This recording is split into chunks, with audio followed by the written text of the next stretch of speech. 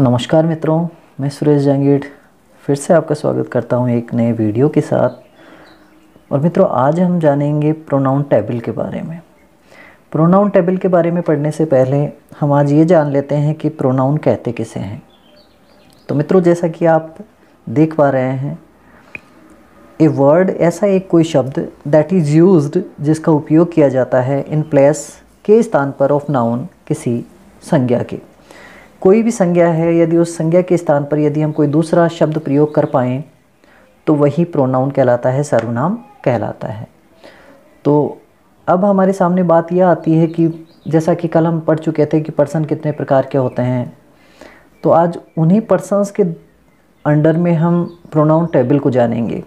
तो इसके 3 अलग अलग फॉर्म्स भी होती हैं जो कल आपने पढ़ी थी उनके अलावा, तो उनके बारे में आज हम जानेंगे। इसे प्रोनाउन टेबल के नाम से जाना जाता है।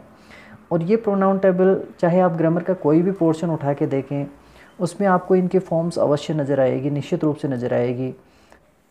तो आइए आज हम इन्हें पढ़ते हैं और याद करने का प्रयास करते हैं। पहले मैंने ये हिंदी में ना लिखकर पहले इंग्लिश में लिखी है। ये टेबल हिंदी में भी टेबल लिखी है, लेकिन वो आप बाद में पढ़ेंगे। पहले हम इसको इंग्लिश में याद करेंगे, जिससे कि हिंदी को फिर आगे याद करने में ज़्यादा परेशानी ना आए। फर्स्ट पर्सन में जैसा कि आप जानते हैं आई और वी होता है, तो आपको प्रोनाउन टेबल को बस ऐसे याद कर लेना है। आई, माई, मी, वी और us, you, your, you, he, his, him, she, her, her, it, its, it, they, their, them. अब आप कहेंगे कि माई के साथ में एक और फॉर्म लिखी हुई थी, उसके बारे में मैंने आपको नहीं बताया है, तो उसके बारे में बात कर लेते हैं। ये जो फर्स्ट फॉर्म जो आप देख पा रहे हैं इस पॉजेसिव वाले कॉलम में, ये एडजेक्टिव्स हैं। एडजेक्टिव्स वो कहलाते हैं जो नाउन और प्रोनाउन की विशेषता बताते हैं, और प्रोनाउन ये जो हैं वो पॉजेसिव प्रोनाउंस हैं। इनका यूज़ रेयरली होता है, जबकि ये जो फर्स्ट फॉर्म है इधर वाली, ये रेगुलरली आप देख पाते हैं यूज़ होती है। तो आपको एक बात ध्यान रखना है कि प्रोनाउन की जो फर्स्ट फॉर्म है, ये फर्स्ट फॉर्म कहलाएगी, ये सेकंड फॉर्म कहलाएगी, और इसे हम थर्ड फॉर्म के नाम से जानेंगे। ये इसकी फोर्थ फॉर्म होती है, रिफ्लेक्सिव केस वाली। तो पहले हम देखेंगे कि इसकी सब्जेक्टिव जो पार्ट है इसका, इसमें I, we, you, he, she, it और दे, ये जो वर्ड्स आप देख रहे हैं, ये हमेशा आपको सब्जेक्ट की जगह नज़र आएंगे, इसीलिए इनको सब्जेक्टिव कर्ता के रूप में लिखा गया है।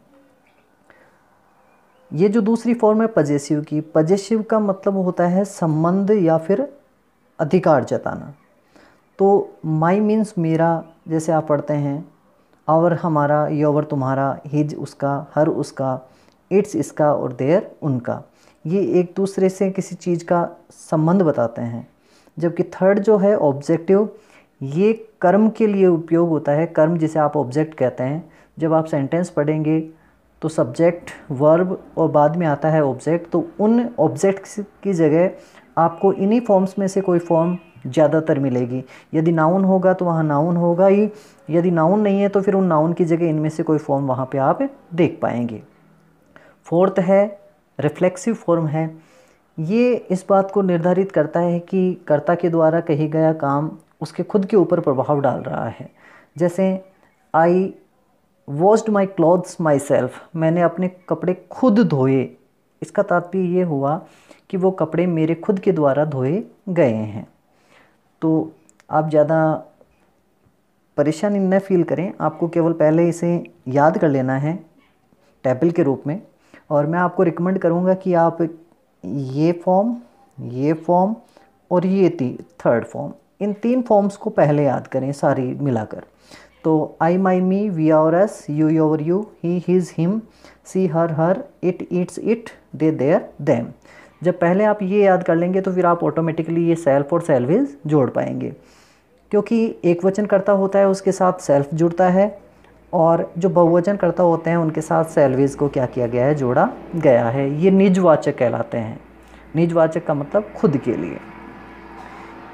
इतना जब हमने पढ़ लिया है तो आइए कुछ उदाहरण के रूप में हम देखें कि फर्स्ट पर्सन में सेकंड पर्सन में और थर्ड पर्सन की जो फर्स्ट फॉर्म होती है क्या वास्तव में वो सब्जेक्ट की जगह आती है, और जो ऑब्जेक्टिव केस में जो आते हैं क्या वो वास्तव में ऑब्जेक्ट के साथ आती हैं। तो आइए इसके ऊपर थोड़ा विचार करते हैं। ये कुछ उदाहरण मैंने आपके लिए लिखे हैं, एग्जांपल्स। तो जब आप इन एग्जांपल्स को पढ़ेंगे तो आपको ये कंफर्म हो जाएगा कि ये फॉर्म्स हमेशा सब्जेक्ट की जगह आती हैं और ये हमेशा ऑब्जेक्ट की जगह आती है, जबकि ये कहीं पॉजेसिव किसी नाउन के साथ क्या की जाती है, यूज़ किए जाती हैं। तो देखते हैं, फर्स्ट एग्जांपल है आई सा यू यस्टरडे। आई मैंने, सा देखा, यू आपको, यस्टरडे कल। तो यहाँ आप देख पा रहे हैं इस सेंटेंस में सब्जेक्ट कौन है, आई। आपने यहाँ देखा आई कर्ता सब्जेक्टिव के रूप में आया है। सा ये वर्ब है, यू क्या है, ऑब्जेक्ट। और ऑब्जेक्ट मैंने आपको बताया यू कहाँ आया है, यहाँ दो फॉर्म्स आपको यू की एक जैसी दिख रही हैं। तो आपको ये थोड़ा ध्यान रखना चाहिए कि यदि यू आपका यदि वर्ब से पहले आए, वर्ब से क्या आए पहले, तब आपको समझना है कि वो यू की कौन सी फॉर्म है, फर्स्ट। और यदि यू आपका क्या हो जाए, वर्ब के बाद में आए, तब आपको समझ जाना है कि वो यू की कौन सी फॉर्म है, थर्ड फॉर्म। सेकंड सेंटेंस में चलते हैं। You played your game well. You आपने, प्लेड खेला, योर गेम तुम्हारा गेम, खेल, वेल यानी बहुत अच्छी तरह से। यहाँ आप देख पा रहे हैं खेलने वाला कौन है, यू, तो ये सब्जेक्ट है। और ये योर, ये क्या है, पजेसिव, क्योंकि यहाँ पे बताया जा रहा है कि ये जो खेल है वो किसका है, इसका। तो यहाँ पे उसका संबंध बताते हुए क्या किया जा रहा है, योर का सेकंड फॉर्म के रूप में क्या किया गया है, यूज़ किया गया। तीसरा उदाहरण और देखते हैं हम। He called Maya loudly. He called उसने पुकारा, पुकारने वाला कौन है, ही। तो ये क्या है, सब्जेक्ट है। आप देख पा रहे हैं सब्जेक्टिव में ये यहाँ दिख रहा है, तो ये क्या है, सब्जेक्ट। और यहाँ कॉल्ड के बाद में माया लिखा हुआ है, तो माया क्या है, एक लड़की का नाम है। और आप जानते हैं लड़की के लिए कौन सा शब्द प्रयोग किया जाता है, सी। यदि ये वर्ब के बाद में आया है तो ये क्या है, ऑब्जेक्ट। और सी का ऑब्जेक्टिव क्या बनता है, हर। तो यहाँ हम क्या कर सकते हैं, हर का यूज़ भी कर सकते हैं। फोर्थ एक एग्जाम्पल और देखते हैं हम। She has bitten them for their mistake. She subject है, ये आप देख पा रहे हैं यहाँ पे सी। हैज़ बिटन क्या कर चुकी है, पीट चुकी है। दैम उनको किनको, ये ऑब्जेक्ट है।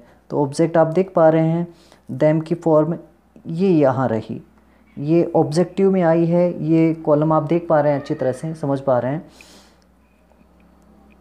For their mistakes, mistake noun है, लेकिन मिस्टेक किसकी, देयर किनकी, देयर उनकी किनकी, दैम जिनको पीटा गया है उनकी। तो ये यहाँ पे क्या है, पजेसिव फॉर्म है। पजेसिव फॉर्म आपके पास ये रही।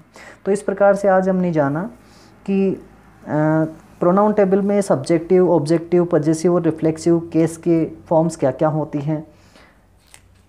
इतना जानने के बाद में आगे हम बढ़ेंगे एक और टेबल के पास, जिस टेबल पर आप ज़्यादा गौर आपको नहीं करना पड़ेगा, क्योंकि यदि आपने वो पहले वाली टेबल इंग्लिश की यदि आपने याद कर रखी है तो ये हिंदी की टेबल है जो आप अच्छी तरह से उसके साथ साथ याद कर पाएंगे।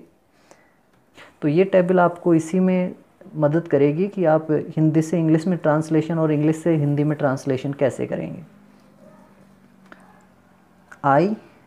आई का मतलब हिंदी अर्थ होता है मैं या मैंने। ये कर्ता के रूप में आएगा तो मैं या मैंने, जैसे मैं जा रहा हूँ या मैंने खाना खाया। माई मीन्स मेरा, मेरी या मेरे। मी मीन्स मुझे या मुझको। और माई सेल्फ यानी मैंने, स्वयं। मैंने बता दिया था अभी आपको कि यदि कर्ता खुद अपना काम खुद के ऊपर प्रस्तावित करे तो उसके लिए क्या किया जाता है, सेल्फ या सेल्वेज का प्रयोग किया जाता है। वी का अर्थ हम या हमने होता है। आवर यानी हमारा, हमारी या हमारे। आवर स्कूल जैसे हमारा विद्यालय। अस हमें या हमको। आवर सेल्वेज यानी हमने, स्वयं। यू तुम या तुमने, आप या आपने। योर का मतलब होता है तुम्हारी, तुम्हारा या तुम्हारी। आपका, आपकी या आपके। यू फिर आया है, ये मैंने आपको बता दिया, ऑब्जेक्टिव केस में आएगा वर्ब के बाद में। तुम्हें, तुमको या आप आपको। योर सेल्फ तुमने स्वयं। थर्ड पर्सन में ही आता है, ही का मतलब होता है वह या उसने, ये पुरुष के लिए प्रयोग होता है, ये आपको विशेष रूप से ध्यान रखना है। हिज का अर्थ उसका, उसकी या उसके होता है, हिम उसे या उसको होता है, और हिमसेल्फ उसने स्वयं। सी का ठीक वैसा ही होता है जैसा आपने ऊपर पढ़ा है, लेकिन बस ये किसके लिए प्रयोग होता है, स्त्री के लिए। इट का मतलब होता है यह या इसने, आपको ध्यान रखना चाहिए कि ये इट वस्तु और जानवरों के लिए प्रयोग किया जाता है। इट्स का मतलब होता है इसका, इसकी या इसके, इट इसे या इसको, और इटसेल्फ यानी इसने स्वयं। एक प्लूरल सब्जेक्ट और होता है दे का अर्थ होता है वे या उन्होंने। देयर का मतलब होता है उनका, उनकी या उनके। देम यानी उन्हें या उनको। देम सेल्वेज उन्होंने स्वयं। जैसे दे कॉल्ड अस, उन्होंने हमें क्या किया, बुलाया। तो उन्होंने शब्द क्या कर सकते हैं आप हिंदी में ऐसे उपयोग कर सकते हैं। This table will help you in all the topics through out English.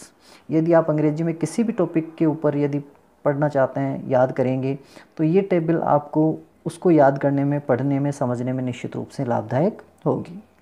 तो आशा करते हैं ये जो टेबल और जो बातें आज हमने की हैं वो आपने अच्छी तरह से समझी हैं। यदि वीडियो आपको अच्छा लगा हो तो please like, share and subscribe. Thank you. जय हिंद, वंदे मातरम।